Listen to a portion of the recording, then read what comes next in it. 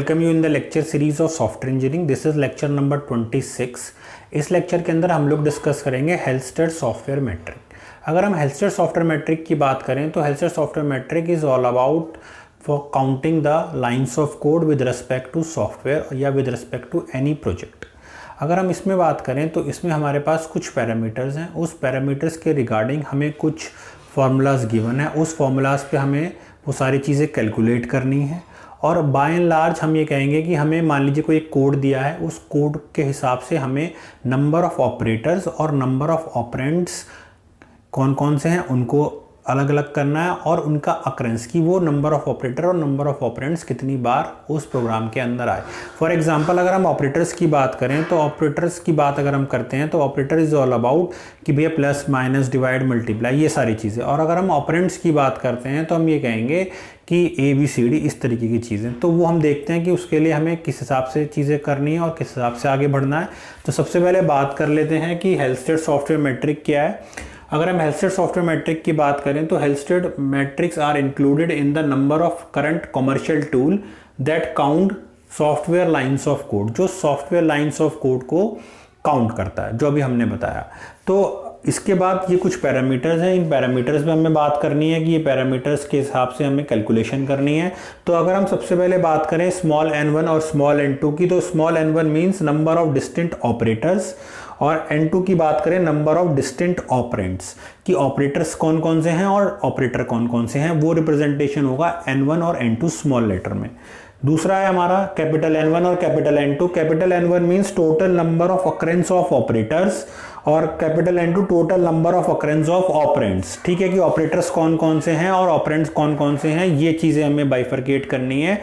कितनी बार वो आया, मतलब उसका फ्रीक्वेंसी क्या है, उसका अकरेंस क्या है, वो चीज़ हमें कैलकुलेट करनी है। तो वो कैलकुलेट होगी हमारी N1 और N2 से। ठीक है, इसके अलावा जो हमारे पास कुछ फॉर्मूलाज हैं, उस फॉर्मूलाज के अकॉर्डिंगली हम लोग उन वैल्यूज़ को कैलकुलेट करेंगे। तो सबसे पहले बात कर लेते हैं लेंथ की। Length is represented by capital N। The length of our program P is n equals to N1 plus N2। ये N1 और ये N2, इसका summation that is the length. Next क्या है, vocabulary that is small n of a program P is n equals to N1 plus N2। ये N1 और ये N2, number of distinct operator और नंबर ऑफ डिस्टिंक्ट ऑपरेंड्स। ठीक है, third चीज क्या है, volume. Volume of a program P is defined as n into log 2n। तो ये हमारा हो गया नेक्स्ट वाला जो हमारा प्रोग्राम का होगा। ठीक है, वॉल्यूम जो हमें रिप्रेजेंट करनी है। नेक्स्ट क्या है, नेक्स्ट हमारा difficulty level. Difficulty level D क्या है, difficulty level D N1 divide by 2 multiply capital N2 divide by small n2। तो ये हमारा हो गया डिफिकल्ट लेवल जो कि हमारा रिप्रेजेंट हो रहा है कैपिटल D से। नेक्स्ट है हमारा program level that is represented by capital L that is equals to 1 divide by D, that is the difficulty level. तो ये हमारा हो गया प्रोग्राम लेवल। लास्ट क्या है, लास्ट जो है हमारा effort to implement. Effort to implement की बात कर हम करें तो V इंटू डी। V क्या है हमारा वॉल्यूम और D क्या है हमारा डिफिकल्टी लेवल। तो इन दोनों का प्रोडक्ट जो होगा वो होगा हमारा एफर्ट टू इम्प्लीमेंट। तो ये हमें फॉर्मूलाज हैं, ये हमें फॉर्मूलाज याद करने होंगे और इसके हिसाब से N1 N2 क्या है वो देखना है और डायरेक्ट वैल्यूज पुट करनी है और रिजल्ट जनरेट करना है। ठीक है, अब ये सारी चीज़ें कैसी होंगी, ये सारी चीज़ें एग्जाम्पल हमने लिया है, इस एग्जाम्पल के अकॉर्डिंगली हम लोग देखेंगे कि हमें किस तरीके से इसको कैलकुलेट करना है। तो यहाँ पर आप देखिए कि हमें एक C प्रोग्रामिंग कोड दिया हुआ है, इसके हिसाब से हमें कुछ ऑपरेंड्स और ऑपरेटर्स जो भी इसके अंदर यूज हुए हैं उसको फाइंड आउट करना है और उनकी अकरेंस कितनी है, फ्रीक्वेंसी कितनी बार वो आए।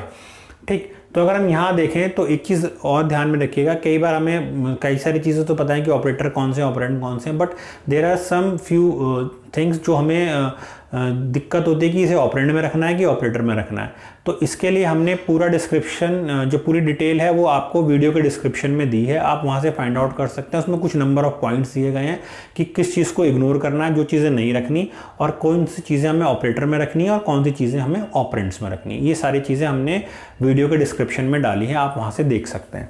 ठीक है, तो अगर हम यहाँ बात करें तो ये एवरेज ऑफ 3 नंबर का प्रोग्राम है जिसको हमने पहले एक टेबल जनरेट करेंगे ऑपरेटर और ऑपरेंड्स की। यहाँ पे देख लीजिए क्या करना है, यहाँ पर हमारे ऑपरेटर्स हैं और यहाँ पर हमारी फ्रीक्वेंसी है, ठीक है, और यहाँ पर हमारे ऑपरेंड्स हैं और यहाँ पर हमारी उसकी फ्रीक्वेंसी है, ठीक। तो अगर हम ऑपरेटर की बात करें तो सबसे पहले मेन हम ऑपरेटर में रखेंगे, फ्रीक्वेंसी दैट इज 1 एक बार आया है इस पूरे के पूरे प्रोग्राम के अंदर। नेक्स्ट पैरेंथेसिस हमारे 4 बार आए हैं, एक बार यहाँ पर आया है, एक बार ये वाला स्कैन वाला और एक एवरेज वाला और एक ये प्रिंटफ वाला, तो उसकी फ्रीक्वेंसी हो गई 4। नेक्स्ट क्या है, इंट हमारा कितनी बार आया है, इंट हमारा एक ही बार आया है, ठीक। नेक्स्ट हमारा करली ब्रेस अगर हम देखें तो करली ब्रेस हमारा एक ही बार आया है।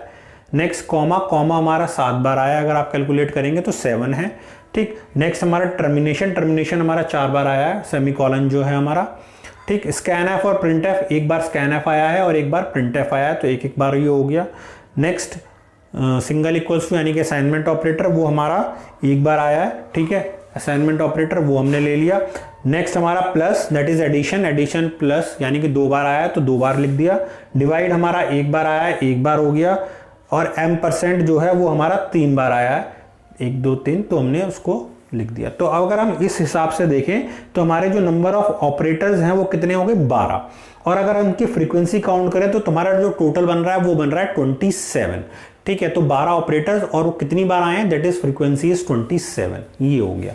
दूसरा हमें ऑपरेंड्स लेने हैं। ऑपरेंड्स की अगर हम बात कर रहे हैं तो ऑपरेंड्स क्या है, सबसे पहले ए की बात करते हैं तो वो 3 बार आया है, फिर बी की बात करते हैं तो वो भी 3 बार आया, और अगर हम सी की बात कर रहे हैं तो ये भी 3 बार आया, ठीक, इसके हिसाब से, ठीक। अब जो मेन चीज है वो है एवरेज, एवीजे जो हमने लिखा है, एवरेज यहाँ पर हमारा 3 बार आया। अब आप देखिए, एक तो यहाँ पर आया है, एक यहाँ पर आया है, इस वाले को काउंट नहीं करेंगे, इस वाले को काउंट करेंगे, तो 3 बार आया तो एवरेज हमारा 3 हो गया, ठीक। क्यों काउंट नहीं करेंगे, उसका एक रीजन है, डबल कोट्स के अंदर जो भी है उसको 1 पैरामीटर मानेंगे। फॉर एग्जांपल आप यहाँ देखिए, डबल कोट्स के अंदर हमने %d 3 बार आया है, तो डबल कोट्स के अंदर लिखा है तो फ्रीक्वेंसी इज 1, ये एक ऑपरेंड कंसीडर होगा और उसकी फ्रीक्वेंसी 1 होगी। नेक्स्ट 3 जो कांस्टेंट है उसको भी हम ऑपरेंड मानेंगे, दैट इज 1। अब यहाँ पर जो एवरेज है, average equals to %d double quotes के अंदर है, डबल कोट्स के अंदर है तो द फ्रीक्वेंसी विल बी 1, इसकी फ्रीक्वेंसी भी क्या होगी, 1 होगी, ठीक है। लास्ट सी हम ऑलरेडी कर चुके हैं।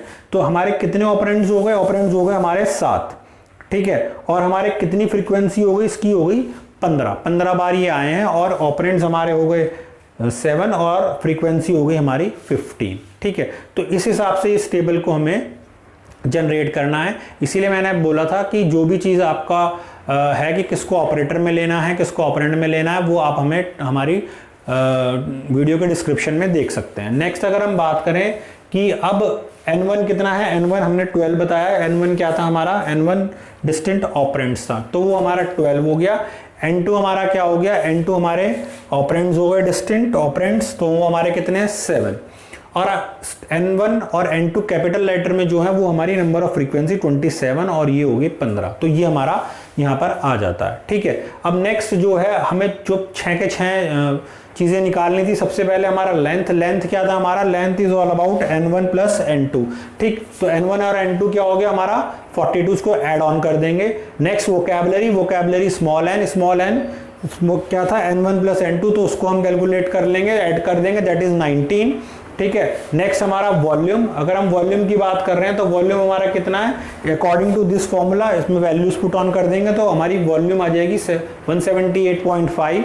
नेक्स्ट डिफिकल्टी लेवल का ये फॉर्मूला है, इसके अंदर आप सारी वैल्यूज पुट ऑन कर देंगे तो ये आ जाएगा 12.85।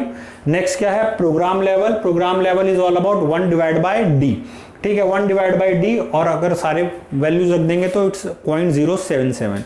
लास्ट एफर्ट टू इम्प्लीमेंट की अगर हम बात करेंगे तो V/d, तो वो हमारी एक वैल्यू आ जाएगी after putting all the values in certain parameters, ठीक है। तो ये सारी चीज़ें हमें निकालनी थी।